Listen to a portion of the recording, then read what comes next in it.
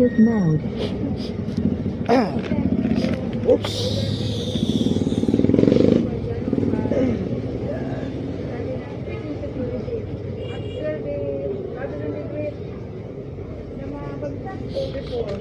Maganda yung kaluwa.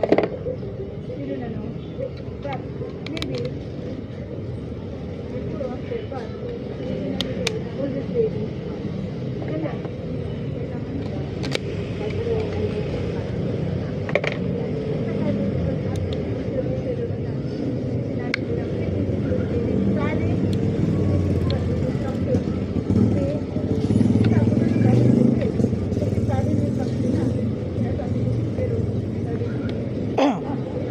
Praise Jesus, praise Jesus.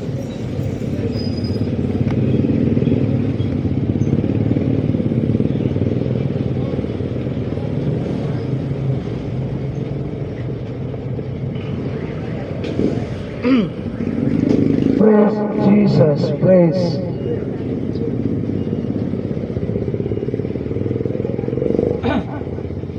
Praise Jesus. Magandang umaga po dito sa mga taga-Pasita. Ako po ay ako ng Panginoon sa inyong harapan upang magbahagi ng mabuting balita sa inyong lahat.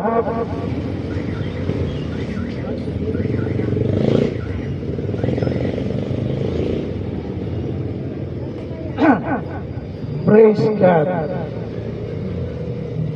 Ako po ay pinadala ng Panginoon sa inyong harapan upang magbahagi ng mabuting balita sa ikaliligtas ng bawat isa na makikinig at tatanggapin ang mabuting balita ng Panginoon.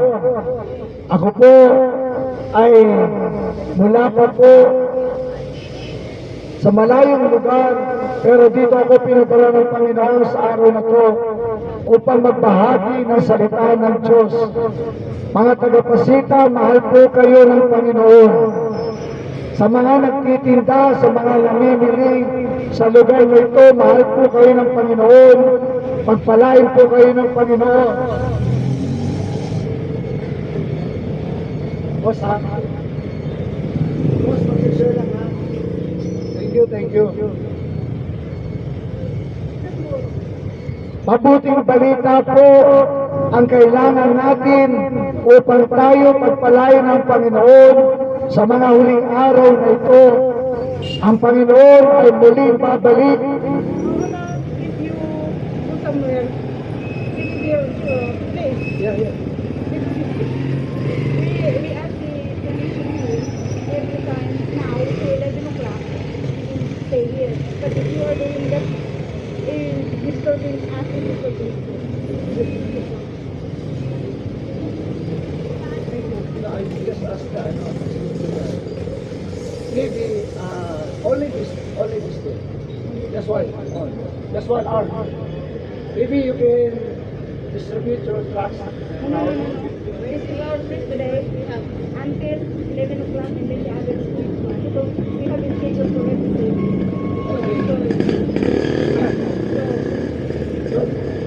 I already started. Just give me 1 hour. Hey. Okay. Mga taga-Pasita, marami pong salamat sa inyong lahat. Ang salita ng Diyos ay papahayag sa inyong kalagitnaan dahil kalooban ng Panginoon, kayong lahat makapakinig ng mabuting balita sa inyong ikaliligtas. Ako po ay mag-umpisa na. Panginoon, salamat po at ako'y dinako mo sa lugar na ito ng Pasita upang makapakinig sila ng mga naririto at ang kanilang mga pamilya. Sila po mga nagtitinda, mga namimili, mga dumadaan. Pagpalain mo po silang lahat at iligtas mo po silang lahat. Panginoon, ikaw ang mangusap sa kanila. Anumang espiritu ng kaaway na hadlang sa pagpapahayag ng mabuting balitang ito ay ginagapos ko mga espiritu ito, tinatapon ko pabalik sa hell in Jesus name. Kinagalagan ko ang espiritu ng salvation, repentance from sin, salvation by grace through faith in Christ alone, ang makagawa sa aming kalagitnaan. In Jesus name, in Jesus name. Amen. Amen. At binabalaan ko sino man ahadlang sa gawain ito ng Panginoon. Ito po'y gawain ng Panginoon, hindi gawain ng tao. And God forbid, kalabanin natin ang gawain ng Panginoon. In Jesus' name, Amen. Amen.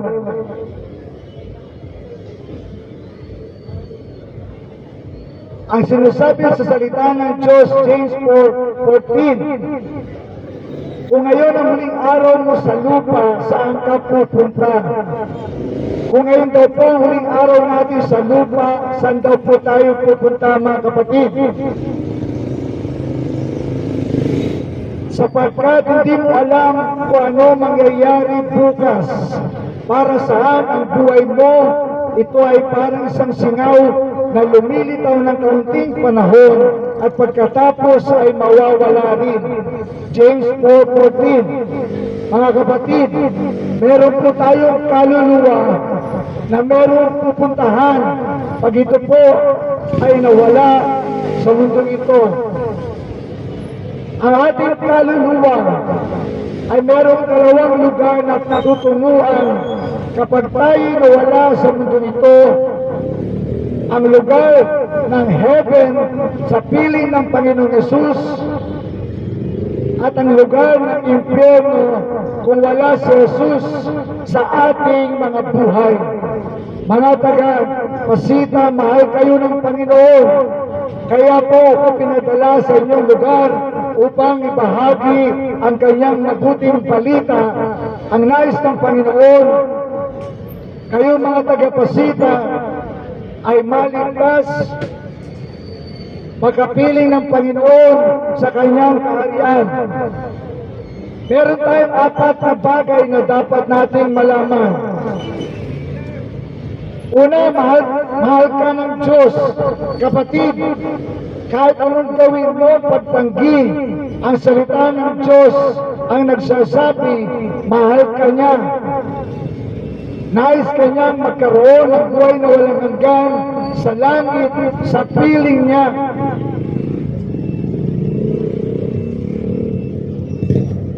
Sabi sa John 3:16, sapagkat kayo na lamang ang pag-ibig ng Diyos sa sangkatauhan, kaya't ibinigay niya ang kanyang kaisa-isang anak, ang Panginoong Jesucristo, upang ang sino mang sumampalataya sa Kanya, sa Panginoong Jesus, ay hindi mapapahamak, kundi magkakaroon ng buhay na walang hanggan.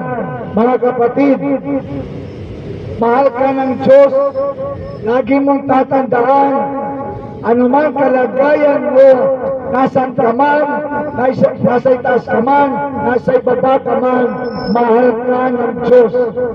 Mahal tayo ng Diyos, mga kapatid. Sa ayaw at sa gusto mo, yun po ang totoo. Mahal ka ng Diyos. Mahal tayong lahat ng Diyos. Kaya binigay ng Ama ang kanyang bugtong na anak dahil mahal ng Ama ang mga tao, ang kanyang mga nilikha. Isinakripisyo niyang ipinadala ang kanyang bugtong na anak, ang Panginoong Yesus. At ang Panginoon ay mahal din tayo sapagkat ibinigay niya ang kanyang buhay alang-alang sa bawat isa sa atin.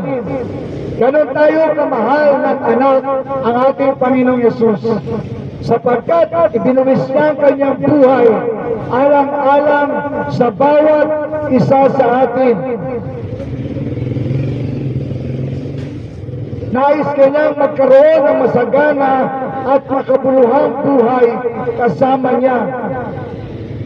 Nais ng Panginoon, lahat po tayo ay magkaroon ng masagana at makabuluhang buhay kasama niya. Dito pa lang sa lupa, lalo na kapag nasa kabilang buhay na po tayo. Mga kapatid, ang buhay natin, hindi natin alam kung hanggang kailan ang buhay natin. Ang buhay natin ay parang singaw. Pagdakay nariyan, pagdakay nawawala. ganon kabilis ang buhay ng tao, mga kapatid. Kaya wag natin pagmalaki ang bukas at wag tayong maging palalo sa ating pag-iisip na kung tayo ay bata pa, ay hawak natin ang buhay natin, kapatid. Marami tayong kakilala, kausap lang natin ngayon, kinabukasan, patay na po sila. Baka ang iba sa atin dito ay hindi na namulat ang mga mata. Ang iba sa atin dito ay hanggang ngayong araw ka na lang, pero hindi mo alam.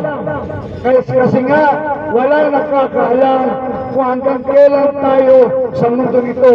Kaya dapat paghandaan natin ang ating kamatayan. Saan pupunta ang kaluluwa mo, kapatid, pag nawala ka dito sa mundong ito? Yan ba ay papasok sa langit sa piling ni Jesus? Kapatid, dalawang bagay lang po yan. Kung nais mo makapasok sa kaharian ng Diyos at makapiling si Jesus habang buhay sa langit, dapat kang magsisi sa kasalanan mo habang ikaw ay nabubuhay pa. Hindi pwedeng magsisisi ka kung ikaw ay patay na. Kapatid, walang ganon. Tayo po ay magsisi hanggat tayo buhay pa at tanggapin si Jesus bilang Panginoon tagapagligtas sa atin.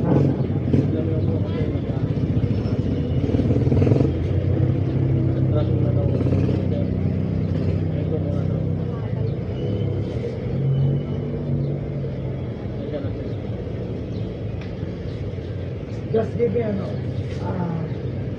15 minutes.